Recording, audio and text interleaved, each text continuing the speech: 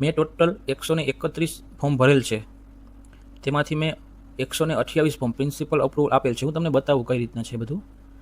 તેમાં એક તમારે ખાસ જોવાનું છે કે જો આવો અહીં જે કલર બતાવે છે તે કલરનું તમારે કોઈ નામ હોય તો તેમાં કંઈક ભૂલ છે. એટલે કે શું ભૂલ હોય? 14/12/2025 સુધી લેટ ફી 250 રૂપિયા છે.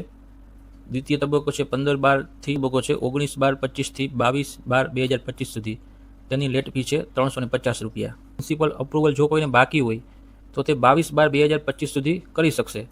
એટલે પ્રિન્સિપલ અપ્રુવલ બધાને અપાઈ જાય પછી શું કરવાનું તેના વિશેની માહિતી મેળવીએ. પેમેન્ટ જે લખેલ છે તેના ઉપર ક્લિક કરવાનું છે.